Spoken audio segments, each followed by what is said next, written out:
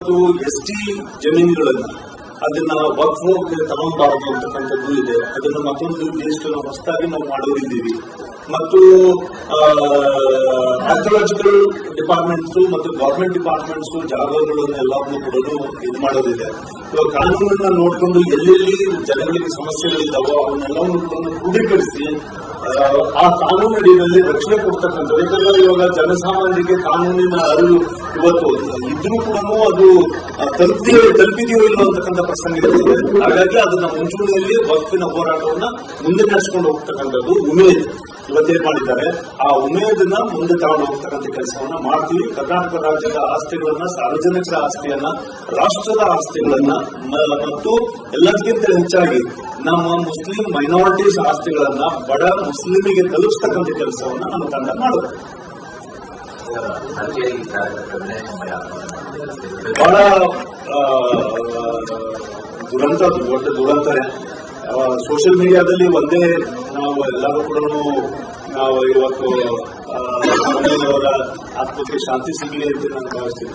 ಒಬ್ಬ ಕಾರ್ಯಕರ್ತ, ಬಿಜೆಪಿಯ ಕಾರ್ಯಕರ್ತ ಇವತ್ತು ನಮ್ಮನ್ನೆಲ್ಲರೂ ಮನನೊಂದು ಆತ್ಮಹತ್ಯೆಗೆ ಶರಣಾಗಿರ್ತಕ್ಕಂಥದ್ದು ಇವೆಲ್ಲವೂ ದುರಂತಗಳು. ಯಾವುದೇ ಕಾರ್ಯಕರ್ತರು ಒಂದೇ ಸೋಷಿಯಲ್ ಮೀಡಿಯಾದಲ್ಲಿ ಇವತ್ತಿರ್ತಕ್ಕಂಥವ್ರು ಯಾವುದೋ ಒಂದು ಸೋಷಿಯಲ್ ಮೀಡಿಯಾಕ್ಕೆ ರಿಪ್ಲೈ ಬಂದಾಗ ಸೋಷಿಯಲ್ ಮೀಡಿಯಾದಲ್ಲಿ ಮನನೊಂದುಬಿಟ್ಟು ತನ್ನ ಜೀವ ಕಳ್ಕೊಂಡ್ಬಿಟ್ಟು ಇದು ಮಾಡ್ಕೊಂಡು ಹೋಗ್ಬಾರ್ದು. ಇಲ್ಲ ನಿಮಗೆ ಆತರ ಇಲ್ಲಾಂದ್ರೆ ಸೋಷಿಯಲ್ ಮೀಡಿಯಾದಲ್ಲಿ ನೀವು ಇರಬಾರ್ದು, ಅಡ್ಮಿನ್ ಆಗಿರ್ಬಾರ್ದು ಮತ್ತು ಅದಕ್ಕೆ ರಿಪ್ಲೈ ಕೊಡಕ್ ಹೋಗ್ಬಾರ್ದು. ತಡ್ಕ ನೀವು ಹಾಕಂತಕ್ಕೆ ನಿಮಗೆ ಬುದ್ಧಿವಂತಿಕೆ ಇದೆ ಅನ್ನೋದಾದ್ರೆ ಮತ್ತೊಬ್ರು ಹಾಕಿರ್ತಕ್ಕಂಥ ಬುದ್ಧಿವಂತಿಕೆಗೆ ತಡ್ಕೊಳ್ಳುವಂತ ಕಾರಣನೂ ಕೂಡ ಜೊತೆಗೆ ಇರಬೇಕಾಗಿರ್ತಾರೆ. ನಮ್ಮ ಕಾರ್ಯಕರ್ತರು ನಾನು ವಿನಂತಿ ಮಾಡ್ಕೊಳ್ತೀನಿ, ಇಂಥ ದುರಂತಗಳಿಗೆ ನೀವು ಈ ವಿಚಾರಗಳಿಗೆ ನಂದಿ ಹಾಡಕ್ಕೆ ಅವಕಾಶ ಮಾಡಿಕೊಡ್ಬೇಡಿ. ಮತ್ತು ಒಂದ್ ವೇಳೆ ಆ ತರ ಇದ್ರೆ ಸೋಷಿಯಲ್ ಮೀಡಿಯಾ ಬಂದಿದ್ದು ಇದು ಸಾರ್ವತ್ರಿಕವಾಗಿರ್ತಕ್ಕಂಥ ವಿಚಾರ ಅಂತ ತಿಳ್ಕೋಬೇಕೇ ಹೊರತು ಇದಕ್ಕೆ ಆತ್ಮಹತ್ಯೆಗೆ ಶರಣ ಆಗ್ತಕ್ಕಂಥದ್ದು ಆಗಬಾರದು. ನಮ್ಮ ಕಾರ್ಯಕರ್ತರಲ್ಲಿ ನಾವು ವಿನಂತಿ ಮಾಡ್ಬೇಕು. ಇವಾಗ ಸೋಷಿಯಲ್ ಮೀಡಿಯಾ ಬಂದಿದೆ ಅಂತಲ್ಲ,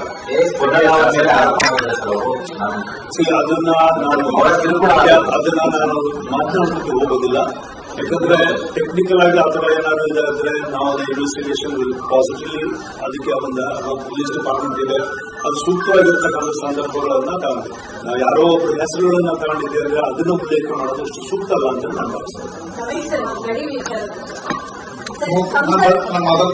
ಬೆಳಗಾವಿ ಸೇರಿ ಅಲ್ಲಿ ರಾಷ್ಟ್ರಪತಿ ಆಳ್ವಿಕೆ ಬರಬೇಕು, ಅದು ವಿವಾದಿತ ಪ್ರದೇಶ ಅಂತೇಳಿ ಇವತ್ತು ಲೋಕಸಭೆಯಲ್ಲಿ ಅರವಿಂದ್ ಸಾವಂತ್ ಅವರು ಸಭೆ ಹೇಳಿದ್ದಾರೆ. ನಮ್ಮ ಕರ್ನಾಟಕ ರಾಜ್ಯ ಮಾಜಿ ನ್ಯಾಯಾಲಯ ಹೋಗ್ತಿದೆ, ಅವರು ಸುಪ್ರೀಂ ಕೋರ್ಟ್ ನಲ್ಲಿ ಇರೋದು. ಸುಪ್ರೀಂ ಸರ್ವೋಚ್ಚ ನ್ಯಾಯಾಲಯ ತಿಮ್ಮಕ್ಕೆ ಆಗಿರ್ಬೋದಿಲ್ಲ.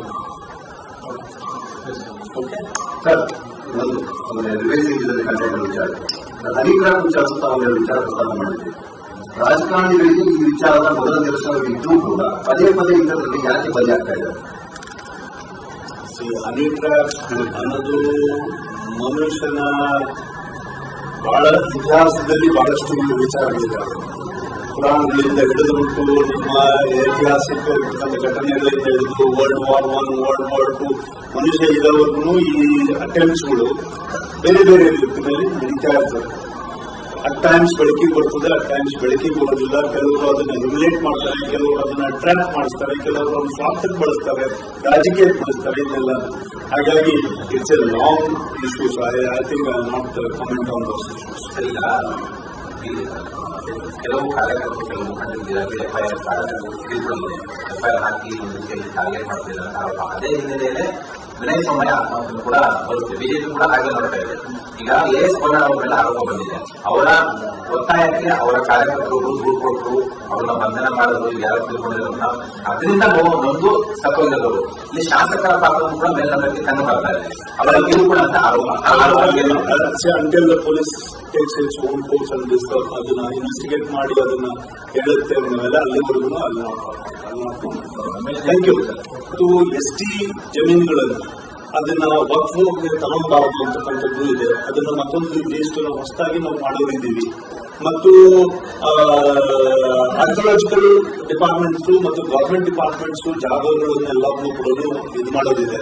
ಇವಾಗ ಕಾನೂನನ್ನ ನೋಡ್ಕೊಂಡು ಎಲ್ಲೆಲ್ಲಿ ಜನಗಳಿಗೆ ಸಮಸ್ಯೆಗಳಿದ್ದಾವೋ ಅವನ್ನೆಲ್ಲವನ್ನು ಕ್ರೋಢೀಕರಿಸಿ ಆ ಕಾನೂನು ಅಡಿಯಲ್ಲಿ ರಕ್ಷಣೆ ಕೊಡ್ತಕ್ಕಂಥದ್ದು. ಯಾಕಂದ್ರೆ ಇವಾಗ ಜನಸಾಮಾನ್ಯರಿಗೆ ಕಾನೂನಿನ ಅರಿವು ಇವತ್ತು ಇದ್ರೂ ಕೂಡ ಅದು ತಲುಪಿದೆಯೋ ಇಲ್ಲ ಅಂತಕ್ಕಂಥ ಪ್ರಸಂಗ ಇರ್ತದೆ.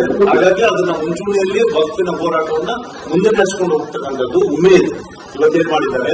ಆ ಉಮೇದನ್ನ ಮುಂದೆ ತಗೊಂಡು ಹೋಗ್ತಕ್ಕಂಥ ಕೆಲಸವನ್ನ ಮಾಡ್ತೀವಿ. ಕರ್ನಾಟಕ ರಾಜ್ಯದ ಆಸ್ತಿಗಳನ್ನ, ಸಾರ್ವಜನಿಕರ ಆಸ್ತಿಯನ್ನ, ರಾಷ್ಟ್ರದ ಆಸ್ತಿಗಳನ್ನ ಮತ್ತು ಎಲ್ಲದಕ್ಕಿಂತ ಹೆಚ್ಚಾಗಿ ನಮ್ಮ ಮುಸ್ಲಿಂ ಮೈನಾರಿಟೀಸ್ ಆಸ್ತಿಗಳನ್ನ ಬಡ ಮುಸ್ಲಿಮಿಗೆ ತಲುಪಿಸ್ತಕ್ಕಂಥ ಕೆಲಸವನ್ನ ನಮ್ಮ ತಂಡ ಮಾಡುತ್ತೆ.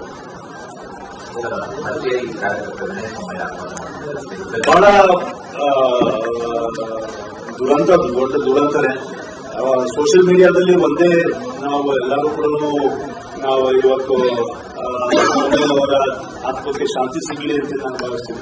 ಒಬ್ಬ ಕಾರ್ಯಕರ್ತ, ಬಿಜೆಪಿಯ ಕಾರ್ಯಕರ್ತ ಇವತ್ತು ನಮ್ಮನ್ನೆಲ್ಲರೂ ಮನನೊಂದು ಆತ್ಮಹತ್ಯೆಗೆ ಶರಣಾಗಿರ್ತಕ್ಕಂಥದ್ದು ಇವೆಲ್ಲವೂ ದುರಂತಗಳು.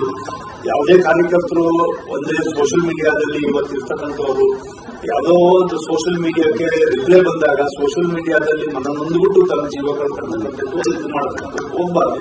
ಇಲ್ಲ ನಿಮಗೆ ಆತರ ಇಲ್ಲ ಅಂದ್ರೆ ಸೋಷಿಯಲ್ ಮೀಡಿಯಾದಲ್ಲಿ ನೀವು ಇರಬಾರ್ದು, ಅಡ್ಮಿನ್ ಆಗಿರಬಾರ್ದು ಮತ್ತು ಅದಕ್ಕೆ ರಿಪ್ಲೈ ಕೊಡಕ್ಕೆ ಹೋಗ್ಬಾರ್ದು. ತನಕ ನೀವು ಹಾಕಂತಕ್ಕೆ ನಿಮಗೆ ಬುದ್ಧಿಮತಿಕೆ ಇದೆ ಅನ್ನೋದಾದ್ರೆ ಮತ್ತೊಬ್ರು ಹಾಕಿರ್ತಕ್ಕಂಥ ಬುದ್ಧಿಮತಿಗೆ ತಡ್ಕೊಳ್ಳುವಂತ ಕಾರಣನೂ ಕೂಡ ಜೊತೆಗೆ ಇರಬೇಕಾಗುತ್ತೆ. ನಮ್ಮ ಕಾರ್ಯಕರ್ತರು ನಾನು ವಿನಂತಿ ಮಾಡ್ಕೊಳ್ತೀನಿ, ಇಂಥ ದುರಂತಗಳಿಗೆ ನೀವು ಈ ವಿಚಾರಗಳಿಗೆ ನಂಬಿ ಹಾಡಕ್ಕೆ ಅವಕಾಶ ಮಾಡಿಕೊಡ್ಬೇಡಿ.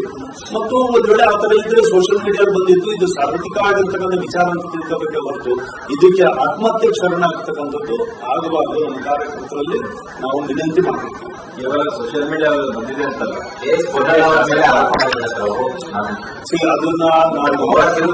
ಅದನ್ನ ನಾನು ಮಾತನಾಡೋದಕ್ಕೆ ಹೋಗೋದಿಲ್ಲ.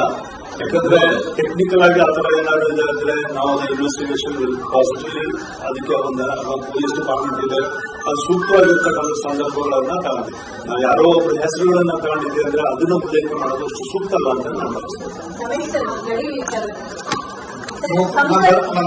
ಸರ್, ಬೆಳಗಾವಿ ಸೇರಿ ಅಲ್ಲಿ ರಾಷ್ಟ್ರಪತಿ ಆಳ್ವಿಕೆ ಬರಬೇಕು, ಅದು ವಿವಾದಿತ ಪ್ರದೇಶ ಅಂತೇಳಿ ಇವತ್ತು ಲೋಕಸಭೆಯಲ್ಲಿ ಅರವಿಂದ್ ಸಾವಂತ್ ಅವರು ಸಭೆ ಹೇಳಿದರು.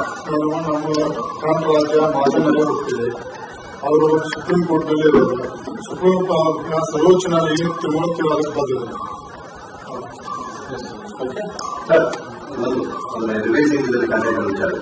ಹರಿಗ್ರಾಮ್ ವಿಚಾರ ತಾವು ವಿಚಾರ ಪ್ರಸ್ತಾಪ ಮಾಡಿದ್ದೀವಿ. ರಾಜಕಾರಣಿಗಳಿಗೆ ಈ ವಿಚಾರದ ಮೊದಲ ದಿವಸವಿದ್ರೂ ಕೂಡ ಪದೇ ಪದೇ ಇದರಲ್ಲಿ ಯಾಕೆ ಬಲಿಯಾಗ್ತಾ ಇದ್ದಾರೆ? ಹನಿ ಟ್ರ್ಯಾಪ್ ಅನ್ನೋದು ಮನುಷ್ಯನ ಬಹಳ ಇತಿಹಾಸದಲ್ಲಿ ಬಹಳಷ್ಟು ವಿಚಾರಗಳಿದ್ದಾವೆ. ಪುರಾಣಗಳಿಂದ ಹಿಡಿದುಬಿಟ್ಟು ನಿಮ್ಮ ಐತಿಹಾಸಿಕ ಘಟನೆಗಳಿಂದ ಹಿಡಿದು world war I, world war II ಮನುಷ್ಯ ಇರೋವರೆಗೂ ಈ ಅಟೆಂಪ್ಟ್ಸ್ಗಳು ಬೇರೆ ಬೇರೆ ರೀತಿಯಲ್ಲಿ ನಡೀತಾ ಇರ್ತವೆ.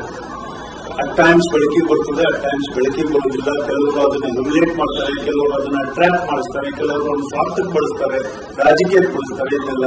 ಹಾಗಾಗಿ it's A long issues. I think I not comment on those issues. ಕೆಲವು ಕಾರ್ಯಕರ್ತರು, ಕೆಲವು ಮುಖಂಡರಿಗೆ ಎಫ್ಐಆರ್ ಹಾಕಿ ಒಂದು ರೀತಿಯಲ್ಲಿ ಟಾರ್ಗೆಟ್ ಮಾಡ್ತಿಲ್ಲ ಅಂತ ಆರೋಪ. ಅದೇ ಹಿನ್ನೆಲೆಯಲ್ಲೇ ವಿನಯ್ ಸೋಮಯ್ಯ ಆತ್ಮಹತ್ಯೆ ಕೂಡ ಬರುತ್ತೆ. ಬಿಜೆಪಿ ಕೂಡ ಹಾಗೆ ನೋಡ್ತಾ ಇದೆ. ಈಗ ಎಸ್ ಕೋಣ ಅವರ ಮೇಲೆ ಆರೋಪ ಬಂದಿದೆ. ಅವರ ಒತ್ತಾಯಕ್ಕೆ ಅವರ ಕಾರ್ಯಕರ್ತರು ದೂರು ಕೊಟ್ಟರು, ಅವರನ್ನ ಬಂಧನ ಮಾಡೋದು, ಈಗ ಯಾರು ತಿಳ್ಕೊಂಡಿರೋನ್ನ ಅದರಿಂದ ನೊಂದು ಸತ್ತೋಗಿರೋರು. ಇಲ್ಲಿ ಶಾಸಕರ ಪಾತ್ರ ಕೂಡ ಮೇಲ್ನೋಟಕ್ಕೆ ಕಂಡು ಬರ್ತಾ ಇದೆ.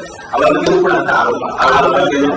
Until the police takes its own course and ಅದನ್ನ ಇನ್ವೆಸ್ಟಿಗೇಟ್ ಮಾಡಿ ಅದನ್ನ ಹೇಳುತ್ತೆ ಅಂದಮೇಲೆ ಅಲ್ಲಿವರೆಗೂ ಅಲ್ಲಿ ನೋಡ್ತಾರೆ. Thank you.